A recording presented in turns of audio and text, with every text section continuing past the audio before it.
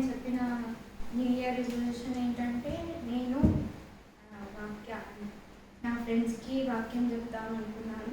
ఫ్రెండ్స్కి మన సత్యవాక్యం చెప్పి దాంట్లో నడిపిద్దామని అనుకున్నాను, కానీ అది కాలేదు.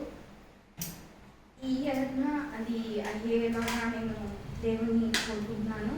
మరి ఇంకోటి ఏంటంటే నా దగ్గర ట్యూషన్ నేను నడిపిస్తున్నాను గత 4 నెలల నుంచి. నా దగ్గరకు వచ్చే ప్రతి ఒక్క పిల్లలు అందరూ క్రైస్తవులే. వారికి అందరికీ చిన్నపిల్లలు కాబట్టి చిన్ననాటి నుండే నేను సండే స్కూల్ అంటే ప్రతి సాటర్డే ఒకటి చెప్పి వారిని అందులో నడిపిద్దామని నేను మమ్మీతో చెప్పాను. మమ్మీ కూడా ఓకే అన్నది. సో అది కావాలని నేను కోరుకుంటున్నాను. మరి ఇంకోటి ఏంటంటే బైబిల్ పాట చదివే అది నాకు రావాలని కోరుకుంటున్నాను.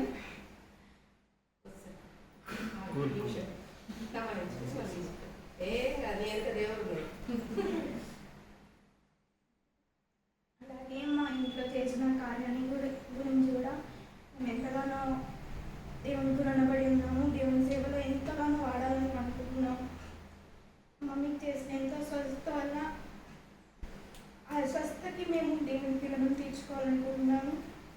దేవుని దాంట్లో వాడుకోవాలని కోరుకుంటున్నాము.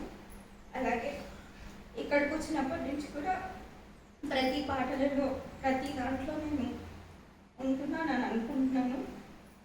ఇంకా ఎన్నో పాటలు నేర్చుకొని దాని ప్రకారం ఉండే వాక్యాన్ని దయచేస్తానని కోరుకుంటూ ఈ చిన్న మాటలు